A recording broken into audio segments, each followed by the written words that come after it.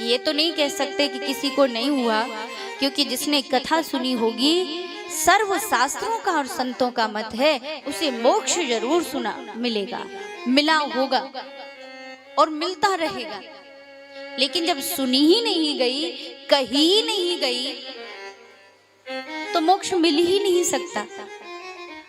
कुछ लोग ये भी कहते हैं कि महाराज आजकल तो कथाएं कही भी नहीं जाती, बहुत कम कही जाती हैं। तो क्योंकि महाराज भागवत अधिकारी को ही दी जाती है, सबको नहीं दी जाती। सत्संग धारा का प्रवाह हो रहा है, जिस रूप में हो रहा है अच्छा ही हो रहा है, वहां से भी कुछ न कुछ मिलता ही है। ग्रहणकर्ता में शक्ति होनी चाहिए उस तत्व को, यथार्थ को खोज कर निकालने की। इसलिए ये मोक्ष देने वाली कथा, और जब कहीं ये सप्ताह विधि से सुनी जाए तो फिर बहुत ही आनंद का विषय है। और सप्ताह विधि का वर्णन किया है, 7 दिन की जो इसकी प्रारूप है, प्रक्रिया है, ये नारद जी महाराज और सनकादिक ऋषियों के माध्यम से प्राप्त हुई। एक बार नारद जी का संयोग सनकादिक ऋषियों के साथ हुआ। अब यहाँ सौनक जी पूछ रहे हैं कि सनकादिक, सनक, सनंदन, सनातन, सनत कुमार तो एक जगह बैठने वाले और नारद जी घूमते रहने वाले, इन दोनों के बीच में ये ज्ञान का संवाद हुआ होगा तो कैसे हुआ होगा? क्योंकि महाराज एक भागता ही रहा और एक बैठा ही रहे, तो फिर एक बैठने वाले की और एक भागते रहने वाले का संवाद। लेकिन जब मन में अशांति होती है तो वो भागने वाला भी रुकता है। ये यहाँ पे इन्होंने प्रसंग वर्णन किया कि एक बार सूत जी कहते हैं, श्री सुखदेव जी ने जो मुझे अनन्य शिष्य समझ करके सुनाया, वही सिद्धांत मैं आपको सुना रहा हूं। और वही सिद्धांत विशालपुरी में बैठे हुए चारों निर्मल संत कुमारों ने नारद जी को सुनाया। सनत कुमारों ने एक दिन नारद जी को भागते हुए देखा तो पूछ लिया, कथम ब्रह्मानंदीन मुखः कुतश्चिंतातुरो भवान् त्वरितं गम्यते कुत्र कुतश्चागमनं तव। सनकादिक ऋषियों ने जब चिंता की लकीरें नारद जी के मुख पर देखी तो रोक लिया। अरे महाराज रुको, जो नारद जी नारम ज्ञानम ददाति इति नारद, ऐसा संत कहते हैं, नरों में सर्वश्रेष्ठ जो ज्ञान का देने वाला है, और जिसके पास ज्ञान हो उसको भी चिंता हो जाए तो कहीं न कहीं ज्ञान में विक्षेप आ गया। किसी ज्ञानी में, किसी भक्त में तो बहुत कम लक्षण मिलते हैं, लेकिन अगर ज्ञानी में कहीं पे चिंता के भाव आ जाते हैं तो कहीं न कहीं ज्ञान में विक्षेप। तो वो उन्होंने देखा तो पूछ लिया कि महाराज ब्रह्मानंदीन मुख, जो ब्रह्मानंद को प्राप्त है, जिन ब्राह्मण के उदास मुख को जब देखा, चिंतातुर देखा, तो पूछा कि कहाँ भाग रहे हो? नारद जी बोले, महाराज पूछिए मत, हमारी चिंता का कारण बहुत बड़ा है कि हम तो पृथ्वी मया तो ज्ञात्वा सर्वोत्तमामिति पुष्करम च प्रयागम च काशीम गोदावरी तथा। मैं तो सर्व तीर्थों में श्रेष्ठ समझ करके पृथ्वी को यहाँ आया था, लेकिन यहाँ भी हरि क्षेत्र, कुरुक्षेत्र, सब जगह में भ्रमण करते हुए कहीं भी शांति नहीं मिली। न पश्य कुत्र चिछर्म मन संतोष कारकम, मेरे मन को कहीं संतोष प्राप्त नहीं हो रहा, शांति नहीं मिली। सारी पृथ्वी को घूम लिया। सत्यम नास्ति तपः शौचम दया दानम न विद्यते उदिर भरड़ो जीवा बराकाः कूटवासिनः तरुणी प्रभुता गेहे श्यालको बुद्धिदायकः कन्या विक्रयणो लोभा दंपती नाम चकल। न कहीं सत्य है, न कहीं तप है, न शौच है, न दया है, न दान है। और देखो घर में मालकिन बन गई नई बहू, चलती है साले साहब की। तरुणी प्रभुता गे है, यानी तरुणी कहते हैं नव युवती बहू को, और प्रभुता कहते हैं घर की मुखिया गिरी को। श्याल को बुद्धिदायक, साले साहब सलाहकार बन गए। और हमारी मैया ब्रज में कह में कि दीवार बिगाड़े आरो और घर को बिगाड़े सारो। तो शांति होगी कैसे? क्योंकि घर में जब कोई और सलाहकार बन जाता है, चाहे वो इस घर के अंदर सलाहकार बने, जब इस घर के अंदर भी मन रूपी साला सलाहकार बन जाता है ना, तब सब गड़बड़ हो जाता है। क्योंकि इस घर का मुखिया बुद्धि है, और बुद्धि की जब हम सलाह ना लेके मन की योजनाएं मानने लग जाते हैं तो महाभारत हो जाता है। ठीक वैसे ही और कहते हैं कि न योगी नैव सिद्धो वान ज्ञानी सतक्रियो नरः कलिदावानलेनाध्य साधनम सस्मिताम गतिम्। न कोई योगी दिखता है, न कोई तपस्वी दिखता है, न कोई सत्क्रिया, न कोई ज्ञानी रहा, ऐसी स्थिति। और ऊपर से मैंने यमुना जी के किनारे पर एक आश्चर्य देखा, बहुत भीड़ लगी है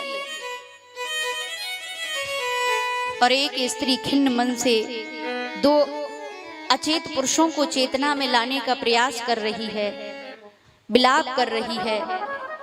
मैं भी उस तमाशे को देखता हुआ आगे बढ़ा, लेकिन तब तक उसने मुझे आवाज लगाई कि भो भो हसादु क्षणम तिष्ठं चिंतामपि नाशय दर्शनं तव लोकस्य सर्वथा गहरं परम। हे साधु जरा ठहरिए, क्षण भर ही ठहर जाइए और मेरी चिंता का नाश करिए। आपका दर्शन तो संसार के दुखों को नष्ट करता है। संत का दर्शन जब हो जाए तो आधे दुख मिट जाते हैं। बोले मैं रुक गया और मैंने जब जाकर पता किया तो परिचय मिला कि वो भक्ति देवी और भक्ति देवी के दोनों पुत्र ज्ञान और वैराग्य अचेत अवस्था में पड़े हैं। उत्पन्ना द्रवणे साहम।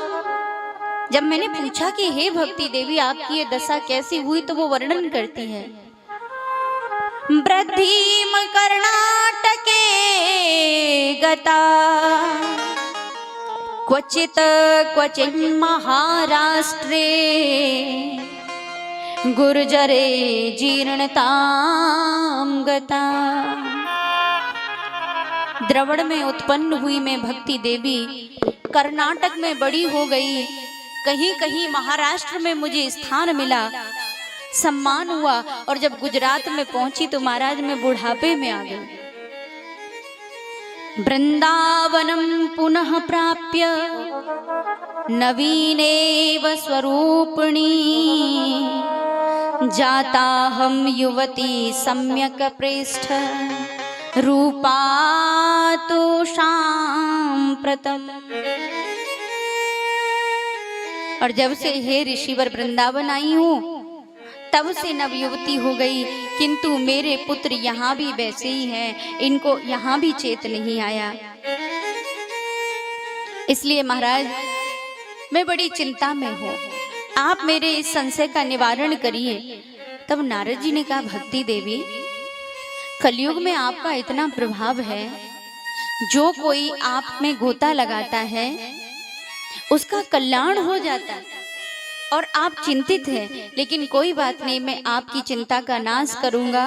तो मैंने प्रभु उनके पुत्रों को चेत में लाने के लिए और भक्ति देवी के कष्ट को निवारण करने के लिए वेद वेदांत घोषैश्च गीता पाठैर मुहुर मुहुः, वेद वेदांत और गीता का पाठ किया। तब कहीं वो जोर लगा के उठते, किंतु आंखें नहीं खुलती। तब आकाशवाणी हुई कि इदर्थम तु सत्कर्म सुरेर से त्वं समाचार तत्ते कर्मा विधास्यन्ति साधवः साधुभूषणा। अरे देव ऋषि, जब तक आप सत्कर्म ना करेंगे तब तक इनका कल्याण नहीं हो सकता। तो महाराज चिंता ये है कि वेद वेदांत पुराण इन सब ने जो वर्णन किया है क्या वो सत्कर्म नहीं है? कौन सा सत्कर्म करूं, कौन सा यज्ञ करूं? तो सनत कुमार कह रहे हैं महाराज, द्रव्य यज्ञास तपो यज्ञ योग यज्ञास तथा परे स्वाध्याय ज्ञान यज्ञाश्च ते तु कर्म विसूचिकाः। आप चिंता न करिए, कल्याण का एक ही उपाय है। द्रव्य यज्ञ, तप यज्ञ, योग यज्ञ, स्वाध्याय यज्ञ, ये सब तो स्वर्ग देंगे, इसलिए सत्कर्म नहीं। इसको सुनने से वो भला कैसे जागेंगे? वेद का सारांश जब वेद वाणी से नहीं जगे तो महाराज फिर वो किससे जगेंगे? बोले सत्कर्म सूचको नूनम ज्ञान यज्ञ स्मृतौ बुधैः श्रीमद्भागवतालापः सतु गीतः सुकादिभिः। महाराज माना के वेद जड़ है, समस्त स्मृतियां श्रुतियां इसकी शाखाएं हैं, पर इसका फल तो प्राप्त हुआ ही नहीं। और फल है श्रीमद् भागवत। जब फल का रस इसे मुंह लगेगा तो ये अपने आप ही आनंदित हो जाएंगे। सत्कर्म है वो फल। भाई कोई कर्म हम क्यों करते हैं? फल की प्राप्ति के लिए, कि फल मिले। हर एक कर्म में हमारे में फल की इच्छा है। बिजनेस करते हैं तो उसका पूरा प्रॉफिट जब हमें मिल जाता है, उसका पूरा लक्ष्य जब हमें मिल जाता है तो कहते हैं हमें अब उसका फल मिला है। ऐसे ही सर्व सिद्धांतों का निष्कर्ष जो है वो फल जो है श्रीमद् भागवत। इसलिए बड़े भाग्य से भाग्योदेन बहु जन्म समिर्जितेन सत्संगम च लभते पुरुषो यदा वै अज्ञान हेतु कृत मोह मद अंधकार नाशम विदाय ही तदोदयते विवेकः। क्योंकि ये अज्ञान का नाश करके आनंद देने वाली है। तब सनत कुमारों ने नारद जी महाराज को श्रीमद् भागवत की सप्ताह विधि सुनाई। और उस सप्ताह विधि के मध्य में कि ये श्रीमद् भागवत कैसे कैसों को मुक्त कर सकती है, उसमें गौकर्ण का उपाख्यान सुनाया। गौकर्णोपाख्यान। सनत कुमार कहते हैं नारद जी, ये श्रीमद् भागवत जो कोई सुन लेना तो ज्ञान वैराग्य तो क्या, पापी से पापी व्यक्ति भी जीवंत हो उठता है। मुर्दे में भी जान डालने वाला। अब मुर्दे का मतलब ये नहीं जो प्राणहीन हो गया फिर उसमें प्राण डाल दे। वास्तव में तो हम प्राणहीन तब हैं जबकि हमने प्राणों का महत्व ही नहीं समझा। ये श्वास जो हमें हरिनाम सुमरन के लिए मिली है और लगे हुए किसी और कार्य में। तो बोले ऐसे ही एक तुंगभद्रा तटे पूर्वं भूतपत्तनन्मत्तमं यत्य वर्णाः स्वधर्मेण सत्य सत्कर्म तत्पराः। तुंगभद्रा नदी के किनारे एक नगर है, अनुपम नगर, जिसमें एक ब्राह्मण देवता रहते थे जिनका नाम था आत्मदेव। तो ब्राह्मण देवता की पत्नी धुंधली देवी, कथा आपने पहले भी बहुत बार सुनी होगी। अब तो कहते हैं कि यथा नाम तथा गुण, पहले नाम ऐसे होते थे जैसा नाम हो वैसा ही व्यक्ति में गुण होता था, लेकिन अब तो विपरीत स्थिति हो गई। कलयुग की पहचान यहाँ भी कह रहे हैं। धुंधली देवी में तो यथा नाम तथा गुण, नाम भी धुंधली, कर्म भी धुंधला, लेकिन अब तो नाम शांति देवी,